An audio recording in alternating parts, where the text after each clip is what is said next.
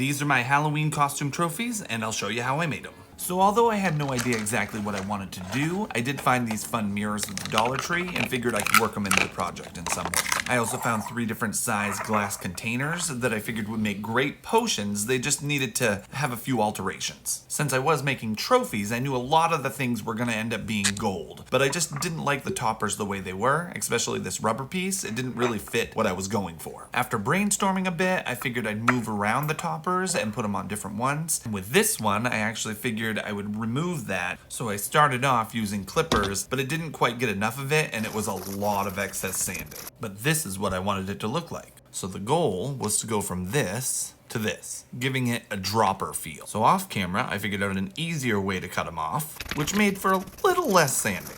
Next, I just drilled a hole in the bottom of each finished piece, and this allowed me to insert some small dowels that I had cut from a larger marshmallow stick. So as you can see here, this one's actually going to lay on its side, looking just like this. And with this other container, I wanted to add the half cork, but it didn't fit in the top. So I actually was going to glue it to the top of the container, but I needed to add a little bit of hot glue for it to have something to connect to so that the hot glue didn't spill over the side. And once I did that to all 6 of them, I was then able to go back through and add the cork. For the final container, I just added hot glue so that way I could insert the full-size cork, but I wanted it to stick out the top a little bit more and hold in place.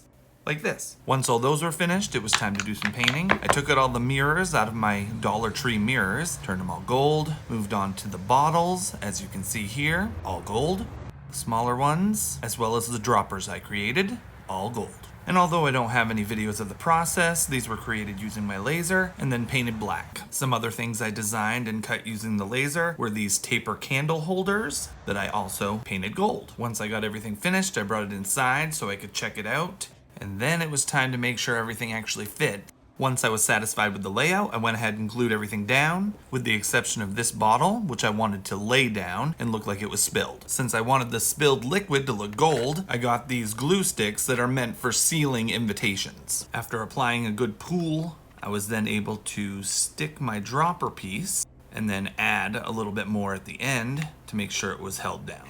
I kept expanding the pool a bit more until it was time to add the actual bottle, which I wanted to add a drip right about there. It was definitely a pain, but I eventually figured it out, making sure I know where I want it to be. And since I found that the gold glue sticks are not great for adhesion, I grabbed my regular glue sticks and attached the bottle. Then I went back to the gold and connected them together. Afterwards, I created 6 custom plates that fit where the mirrors once lived, as well as altering some basic Dollar Tree candles to fit in the candle holders. I absolutely love how they turned out. They went over really well at the Halloween party.